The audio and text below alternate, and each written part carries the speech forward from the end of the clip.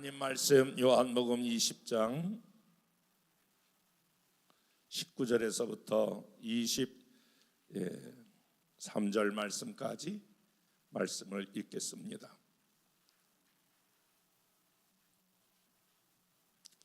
이날 곧 안식 후 첫날 저녁 때에 제자들이 유대인들을 두려워하여 모인 곳에 문들을 닫았더니 예수께서 오사 가운데 서서 이르시되 너희에게 평강이 있을지어다. 이 말씀을 하시고 손과 옆구리를 보이시니 제자들이 주를 보고 기뻐하더라. 예수께서 이르시되 너희에게 평강이 있을지어다. 아버지께서 나를 보내신 것 같이 나도 너희를 보내노라. 이 말씀을 하시고 그들을 향하여 숨을 내쉬며 이르시되 성령을 받으라. 너희가 누구의 죄든지 사하시면 사하실 것이요 누구의 죄든지 그대로 두면 그대로 있으리라 하시니라. 아멘. 오늘 부활절 예배에 나오신 여러분 한 분 한 분을 주님의 이름으로 사랑하고 하나님의 은혜가 더 넘치는 역사로 여러분에게 함께 하시기를 주님의 이름으로 축복합니다. 예수님은 지난 금요일 십자가에 달려 죽으시고 오늘 새벽에 2000년 전 오늘 새벽에 부활하셨습니다. 어떤 사람은 이렇게 말합니다. 나는 신앙생활하면서 다 받아들이겠는데 예수님이 죽었다가 다시 살아났다라고 하는 것을 나는 이해할 수도 없고 받아들일 수도 없습니다. 부활신앙에 대해서 이 한계를 느끼고 고백하는 경우를 보았습니다. 사실 그런데 우리가 조금만 생각해 보면 이 예수님이 죽으셨다가 사흘 만에 부활했다라고 하는 사건은 우리가 꼭 그 사건만 아니더라도 우리는 얼마든지 자연계를 통해서 부활을 예시하고 있는 모습을 얼마든지 볼 수 있습니다. 놀랍죠? 11월, 12월, 1월, 2월 때까지 아무런 소식이 없다가 3월 말쯤 되니까 이상해요. 모든 죽었던 나뭇가지에 작은 움툼이 시작하는 게 개나리라고 하는 노란 꽃을 피우지 않습니까? 지금은 이제 아마 지난주, 이번 주 초기가 벚꽃의 그런 만발한 시기라고 생각하는데, 그리고 이런 많은 꽃들이 이제 연이어 피어져 가는 것을 우리는 목도하지요. 생각해 보십시오.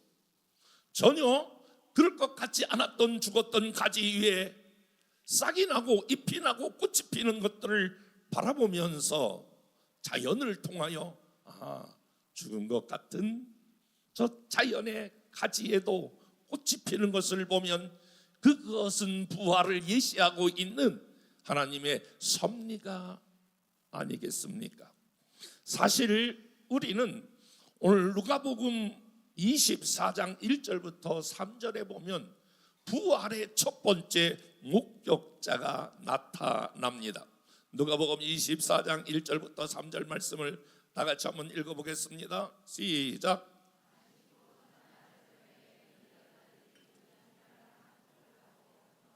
돌이 무덤에서 굴려 옮겨진 것을 보고 들어가 주 예수의 시체가 보이지 아니하더라.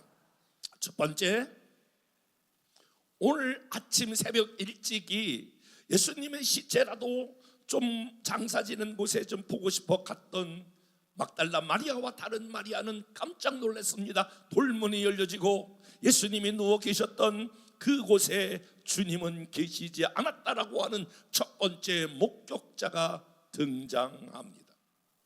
여러분, 법정에서 대단히 중요한 것은 증인의 역할입니다.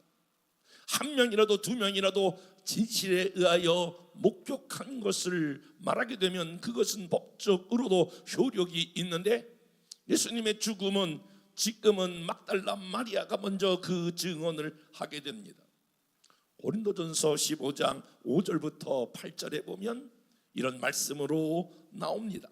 처음에 게바에게 보이시고 후에 12 제자계와 그 후에 500여 형제에게 일제히 보이셨나니 그 중에 지금까지 대다수는 살아있고 어떤 이들은 잠들었으며 그 후에 야곱에게 보이셨고 그 위에 모든 사도에게와 맨 나중 만삭되지 못했던 자에게 같은 내게도 보이셨느니라. 그러니까 예수님의 부활을 목격한 사람은 막달라 마리아뿐만이 아니라 게바 12제자 500명의 제자가 한꺼번에 그 부활하신 주님을 보았습니다. 야고보 그리고 모든 사도, 맨 나중에는 이 바울에게도 부활하신 주님을 만났다라고 하는 것입니다. 여러분, 이 말씀은 부활은 한두 사람이 보고 말하는 것이 아니라 성경의 수많은 곳에 예수님의 부활을 목격한 사람들이 나왔습니다. 지금도 마찬가지입니다만 고대 그 로마 시대 때에도 거짓 증언이나 그런 것들이 나온다면 얼마가 자라서 다 낱낱이 밝혀지는데 2000년 역사 가운데에 한 번도 부활이 거짓이라고 하는 그런 반대의 질문이나 반대의 의견이 나온 적이 없습니다. 오늘 본문은 이렇게 시작하지 않습니까? 마리아가 일찍 빈 무덤을 발견하고 제자들에게 가서 알립니다. 예수님이 부활하셨다고. 그때에 제자들이 모인 곳에 예수님이 나타나셨습니다. 제자들은 문을 꼭꼭 걸어 잠고 유대인들로부터 해침을 받을까 봐 그들이 두려워하여 문을 닫고 있는 그곳에 부활하신 주님이 나타나셨습니다. 그리고 부활하신 주님이 세 가지를 제자들에게 말씀했는데 평강이 있을지어다. 한번 따라 봅시다. 평강이 있을지어다. 처음에 부활하신 주님이 나타나서 명령한 것은 평강이 있을지어다 라고 하는 평강을 선물로 주셨을 뿐만이 아니라 너도 이제 지금 내가 너를 보낸 것 같이 나도 너희를 보낸다, 내가 너희를 파송한다라고 하는, 보낸다라고 하는 두 번째 메시지와 함께 세 번째는 성령을 받으라. 이 세 가지 말씀을 부활하셔서 첫 번째 두려워 떨고 있는 제자들에게 주신 말씀입니다. 사랑하는 여러분, 여러분들은 아마 교회 다니면서 지금까지 부활절날 예수님이 부활했다라고 하는 수많은 이야기를 부활절마다 여러분들은 들으셨을 것입니다. 우리는 질문해야 합니다. 오늘 이 부활이 나에게 어떤 의미가 있는지. 오늘 이 자리에 처음 나오신 분들도 있고 오랜만에 나오신 분들도 있는데, 여러분 이 부활절에 나온 여러분들, 이 부활 예수님이 다시 사셨다라고 하는 게 나에게 어떤 의미가 있느냐라고 하는 것이에요. 그 의미는 부활하여 첫 번째 제자들에게 말씀하신 이 선물을 하나님께서 여러분에게 주시고자 하는 것 아십니까? 첫 번째, 평강이 있을지어다. 사실 제자들은 두려움에 떨고 있었거든요. 왜 두려움에 떨고 있었을까요? 자기 스승이 그렇게 십자가에 죽었으니까 따랐던 자기들에게도 해가 있을까 봐 두려워했습니다. 여러분, 오늘날 현대인들이 가장 두려워하는 것은 무엇입니까? 여러분들이 두려워하는 것은 무엇입니까? 성경은 우리들에게 두려워하고 있는 존재가 바로 인간이라고 말하고, 정신분석학자 A.D. 프롬은 자기로부터의 도피, 자유로부터의 도피라고 하는 책에서 이렇게 인간의 모습을 설파하고 있습니다. 사실 인간은 여러 가지를 선택할 수 있는 자유가 인간에게 있습니다. 오늘 여러분들이 이제는 나올 수 있는 자유도 있었고 나오지 않을 수 있는 자유가 있지요. 그러니까 이 자유가 어떻게 하면 우리의 마음을 평안을 주는 것이 아니라, 에이디 프롬이라고 하는 정신 분석학자는 자유가 많기 때문에 무엇을 선택해야 하는 두려움이 그 안에 있다라고 하는 것입니다. 여러분, 지금 이 세계는 전쟁으로 몸살을 하고 있지 않습니까? 저는 조금 그 전쟁의 소식을 들을 때마다 어느 쪽이 옳으냐 그르냐를 떠나서 전쟁의 한복판에서 정말 어쩌면 죽을 수도 있다라고 하는 이 임박한 죽음의 앞에 있었던 그 나라 사람들은 어떤 마음일까? 두려워하는 마음이 아닐까요? 왜 미국은, 이스라엘은 그렇게 이란을 공격하게 되었을까요? 이란이 가지고 있는 핵이라고 하는 그 두려움을 제거하기 위해서 그 많은 희생과 대가를 치르고 있는 것이 아닐까요? 그렇습니다. 우리 인간은 지금 전쟁이라고 하는 두려움, 내일을 알 수 없는 두려움이 저와 여러분들을 지금 엄습하고 있습니다. 지금 유가는 올라가고 환율은 올라가고 주식은 떨어지고 옛날 같지 않는 이러한 모든 경제에 대해서 두려움을 현대인들은 가지고 있지 않습니까? 건강에 대한 두려움. 여러분 3명 중에 1명은 암이라고 그러니까 혹시 조금만 아프면 이거 암 아닐까? 이거 암 같은데? 여러분 건강에 대한 두려움은 있지 않습니까? 우리 다음 세대들, 오늘도 제가 막 예배 시작하기 전에 청년 한 명과 새로 나온 청년과 잠깐 일어서서 이야기했습니다. 대학을 졸업했습니다. 신문방송학과를 졸업했다고 그러네요.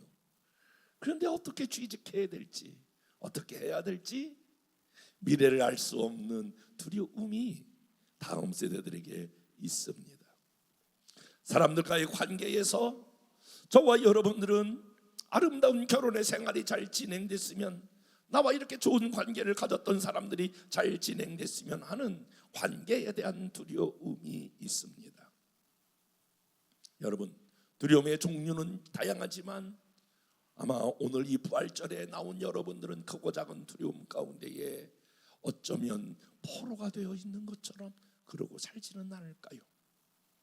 그런데 이 부활절에 주님이 그 제자들에게 찾아와서 평강이 너에게 있을지어다 라고 했던 이 엄청난 선물이 오늘 저와 여러분 한 사람 한 사람에게 다시 한번 임하기를 주님의 이름으로 축복합니다. 주님이 오늘 이 성전에 나온 여러분 한 사람 한 사람에게 오늘 이렇게 말씀하십니다. 너에게 평강이 있을지어다. 이 평강이라고 하는 단어는 일반적인 그러한 평화가 아니라 에이레니라고 하는 이 헬라어를 사용하고 있는데, 그 에이레니라고 하는 이 단어는 하나님과의 그런 소통, 교제, 그리고 마음의 평안을 의미합니다. 여러분, 우리는 이런 찬양을 부르지요. 평안을 너에게 주노라. 세상이 알 수도 없고 세상이 줄 수도 없는 평안, 평안을 너에게 주노라. 사랑하는 여러분, 오늘 하나님께서 주시는 평안은 세상에서 주는 평안이 아니라, 평강이 아니라 하나님으로부터 오는 평안이 있게 된 것을 성경은 우리에게 말하고 있죠. 사사기에 보면 기드온이 미디안의 족속으로 완전히 포로되었을 때에 하나님께서 기드온에게, 기드온아, 내가 너에게 평안을 주노라. 예수님과 함께 배를 타고 가던 제자들에게 두려워할 때에 예수님이 이렇게 말씀해요. 평안하라. 내가 너희와 함께 있지 아니하냐.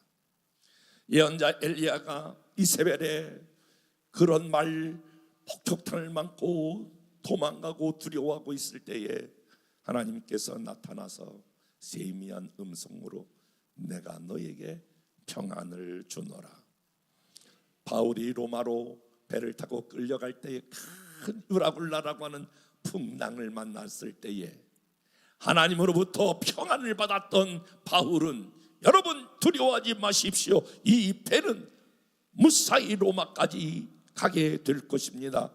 평안을 선포했던 사람이 되었습니다. 여러분, 여호수아가 모세 뒤를 이어서 어떻게 이스라엘 백성을 이끌고 가나 두려워할 때에 하나님께서 여호수아에게 말씀하십니다. 여호수아야, 두려워하지 말라. 내가 모세와 함께 있었던 것 같이 내가 너와 함께 있을 것이다. 그래서 여호수아 마음에 평안을 주셨습니다. 다니엘의 세 친구도 풀무불 가운데에 그가 죽음 위기에 있었을 때에도 하나님은 그에게 평안을 주셨습니다. 히스기야는 아시리아라고 하는 대군에 침략했을 때에 하나님께서 오늘 히스기야에게 평안을 주셨습니다. 저는 3살 때 아버지한테 쫓겨나 고아와 같은 삶을 살고 있을 때에 하나님께서 17살에 저에게 찾아와서 미래에 대한 두려움, 하루하루에 대한 그런 원망, 그 모든 것을 제거하는 위로부터 주시는 하늘의 평안이 찾아왔습니다. 사랑하는 여러분, 이 부활절에 나온 여러분, 여러분이 진짜 필요한 것이 무엇입니까? 가장 소망하는 것이 무엇입니까? 가장 원하는 것이 무엇입니까? 에이든이 평안을 너에게 주노라. 오늘 위로부터 주시는 하나님의 평안이 저와 여러분에게 함께 하시기를 주님의 이름으로 축복합니다.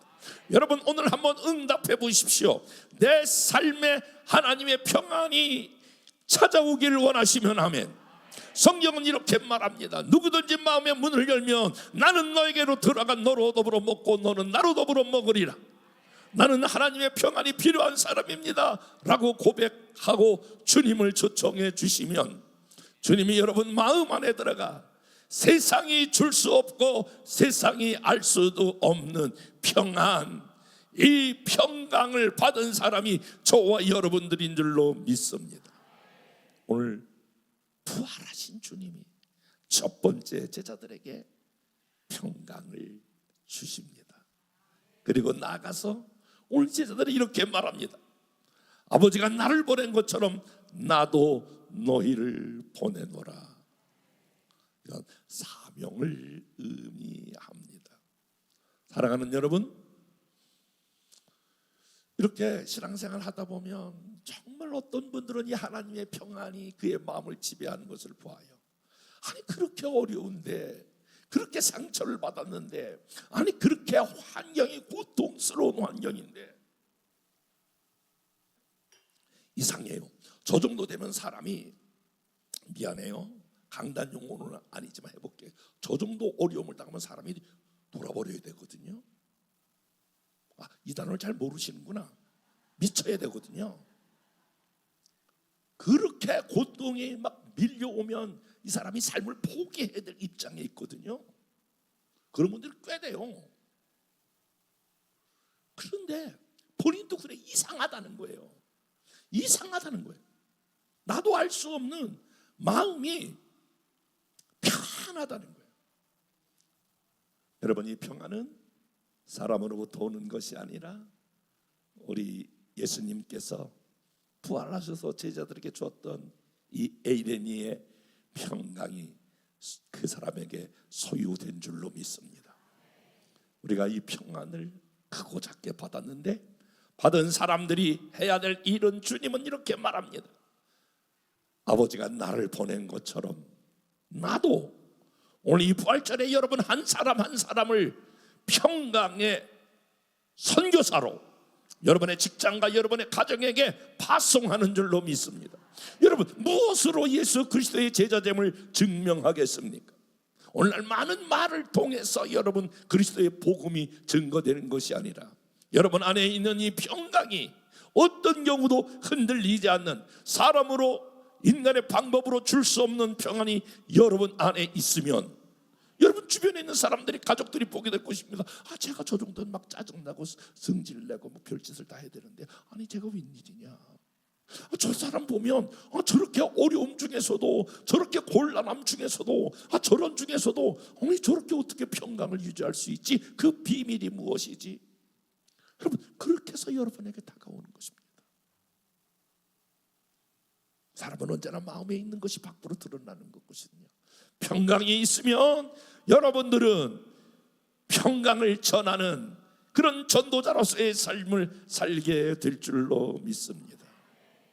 정말 이 땅에 가장 필요한 것은 여러분, 우리가 이 복음을 전하는 사람으로, 나는 여러분이 지금 믿지 않는 가정이 있다면 하나님께서 나를 우리 가정에 평강의 전도자로, 평강의 선교사로, 여러분의 가문 직장에 하나님이 나를 파송하는구나, 그렇게 생각하시고 저와 여러분이 그 선교자적 사명을 넉넉히 감당할 수 있기를 주님의 이름으로 축복합니다.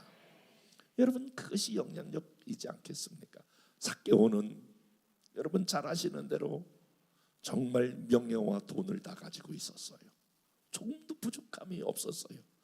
지금으로 말하면 아마 모든 생활업을 총괄하는 그러한 위치에 있었던, 그야말로 많은 부와 명예를 가지고 있었던 삭개오 때 예수님께서 그에게 찾아오니 그가 평강을 누리고 이제는 내가 다른 사람을 위하여 내 것을 나누어 주는 자리에 들어가는 변화된 사람으로 살았습니다. 요셉도 불안하고 쫓김받고 엉망진창인 그런 인생의 감옥까지 가는 그런 삶이었지만은 하나님께서 그에게 평강을 주심으로 말미암아 그 평강의 영향력을 국무총리가 되어서 나라와 민족 가운데 흘려보내는 인물이 된 줄로 믿습니다. 여러분, 기억하셔야 합니다. 우리는 평안을 전하는 전도자이다. 한번 옆에 사람과 인사하겠습니다. 우리는 평안을 전하는 선교사입니다.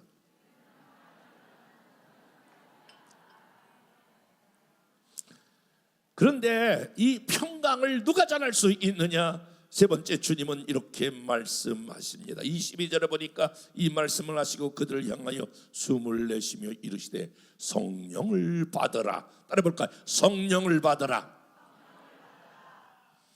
여러분, 이 평강이, 그리고 이 전도의 능력이 어디서부터 나오게 됩니까? 우리의 말이나 능력이 되는 것이 아니라 하나님의 영 성령이 우리에게 임재할 때에 성령의 능력으로 말미암아 이 평강의 복음이 증거되는 줄로 믿습니다.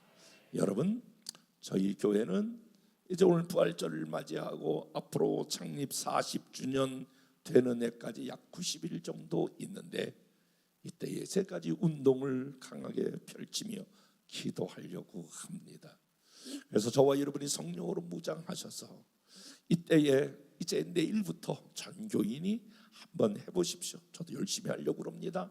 여러분 전부 다 감사 노트를 하나씩 여러분 다 나눠드리고 또 여러분들이 받으셔서 하루에 3가지씩 감사를 쓰도록 하는 훈련입니다.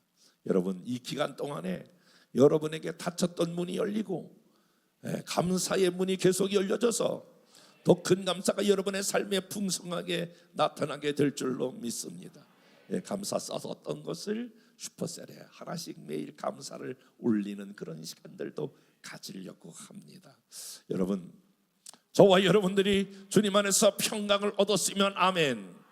평강을 얻은 사람은 저부터 시작해서 여러분 한 사람 한 사람이 한 명이 한 명을 전도하는 40년, 저는 그렇게 생각합니다. 40년 하나님께서 우리 교회를 여기까지 인도하셨는데 제가 받은 은혜가 엄청난데 부족한 저를 이렇게 모든 나라와 민족 가운데 쓰임받는 하나님의 사람으로 세워주셨는데 내가 해야 될 일이 무엇일까? 그래서 이 복음을 전하여 하나님께서 이 선교사로 파송한 이 사명을 감당하기 위하여 여러분, 우리 모든 사람이 성령의 평강을 받은 사람만이 여러분 또 다른 사람을 우리가 7월 첫째 주일까지 한 영혼 올려드리는 그런 놀라운 은혜가 있기를 주님의 이름으로 축복합니다. 그리고 더 나아가서 여러분 우리 가족마다 셀마다 성경을 필사하는, 그래서 40주년 때는 여러분 우리가 만든 성경이, 우리가 필사하는 성경이 이제 한 권씩 만들어져서 여러분에게 배부되고 여러분은 그것을 이제 갖게 되게 될 것입니다. 그래서 여러분 이 성령의 역사, 말씀을 통하여 감사를 통하여 하나님 또 전도할 때마다 이 성령의 역사가 나타날 것을 믿으시면 아멘. 오늘 이 자리에 나온 여러분 한 명도 빠짐없이 평강이 평강이 있을지어다. 여러분 선교사로 살아가길 바라고 성령의 충만한 은혜가 여러분에게 넘치길 주님의 이름으로 축복합니다. 은혜와 사랑이 많으시